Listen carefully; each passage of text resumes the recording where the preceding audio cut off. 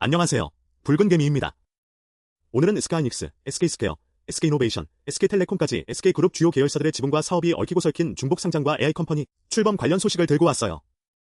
이 소식이 단순한 제도 개선 요청에 그치지 않고 우리 개미들에게도 꽤 중요한 시사점을 던지고 있어서요. 먼저 이 뉴스를 접하면 SK가 정부의 중복 상장 규제를 완화해달라고 제안했구나 정도로 단순히 받아들일 수 있어요. 근데 그 이면에는 SK가 미국에 새로 출범시키려는 AI컴퍼니와 솔리다임이라는 자회사의 상장 계획이 숨어있거든요.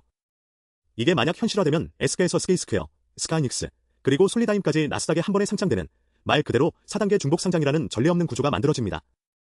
이게 왜 중요한지 감이 오시나요? 단순히 종목이 많아지는 게 아니라 우리 투자자 입장에서는 SK하이닉스 같은 주력 계열사의 주가가 본래 가치보다 깎일 수 있다는 우려가 나온다는 점이에요. 즉, SK그룹의 사업 구조와 자본 이동이 투자자들에게 어떻게 영향을 줄지 지금까지와는 완전히 다른 국면이 열릴 수 있다는 뜻이거든요. 그런데 여기서 SK가 왜 이런 복잡한 움직임을 보이느냐, 그 배경도 궁금해지죠? 솔직히 SK하이닉스는 반도체 사업에서 연간 수백조 원대 매출과 탄탄한 현금 창출력을 가진 기업이고 자본 조달이 급한 상황은 아니에요. 그런데도 굳이 미국의 AI컴퍼니라는 별도 회사를 세우고 이 회사와 솔리다임을 나스닥에 상장시키려는 이유는 뭘까요? 저도 이 부분 보고 꽤 놀랐는데요. SK가 AI 사업을 중심으로 한 신성장 동력 확보에 집중하면서 이와 관련된 성장 과실을 그룹 내 여러 계열사들이 함께 나누려는 의도가 크다는 분석이 많더라고요. 그러니까 단순한 자본 조달보다는 AI를 축으로 사업과 기술, 인력, 무형자산 같은 핵심 자산을 묶고 이들의 가치를 해외 시장에서 인정받으면서 SK 계열사 전체의 기업 가치를 끌어올리려는 구상인 거죠.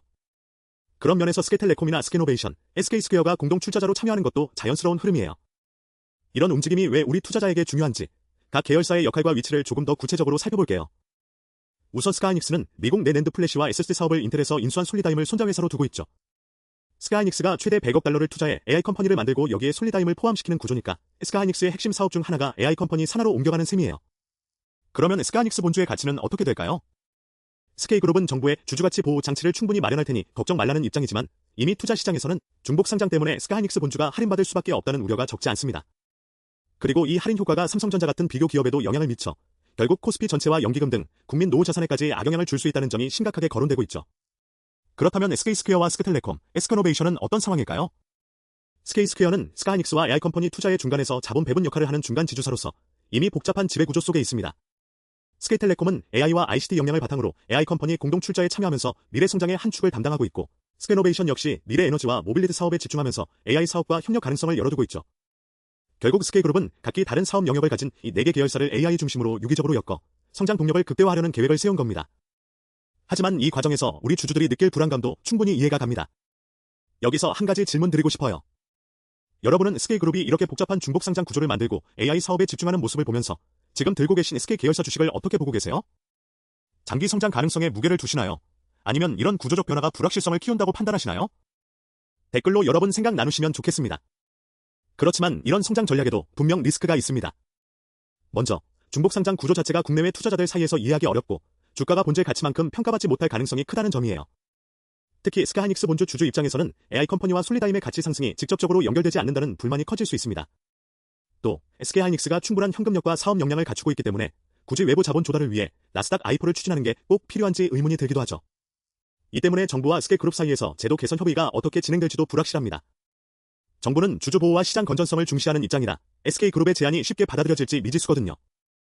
또 한 가지는 AI컴퍼니가 성공적으로 성장해도 그 과실이 계열사별로 어떻게 공유될지 그리고 그 과정에서 주주 권익이 얼마나 보호될지가 명확하지 않다는 점입니다. 제도적으로 세이프하버라는 조건부 허용 방식을 제안했지만 실제로 이 조건이 투자자 우려를 얼마나 잠재울지는 두고 봐야 합니다. 전체적으로 보면 이번 SK그룹의 움직임은 단순한 사업 확장이나 투자 차원에 머무르지 않고 우리 개미들에게도 직접 영향을 줄 수 있는 지배구조와 자본시장 판도 변화, 신호탄이라고 할 수 있어요. 그래서 지금까지와는 다른 각도에서 종목을 바라보고 SK그룹이 제시하는 미래 성장 전략과 그에 따른 리스크를 균형 있게 고민할 필요가 있겠습니다. 오늘은 SK하이닉스와 그 주변 계열사들이 AI 사업을 중심으로 새로운 시장판을 어떻게 짜고 있는지 함께 살펴봤는데요. 여러분 생각은 어떠신가요? 이 변화가 투자에 어떤 의미를 주는지, 또 앞으로 어떻게 지켜봐야 할지 계속 이야기 나누면 좋겠습니다. 붉은 개미였습니다. 다음 뉴스도 꼼꼼히 살피면서 함께 이야기 나눠요. 구독하시면 놓치지 않고 소식 전해드릴게요.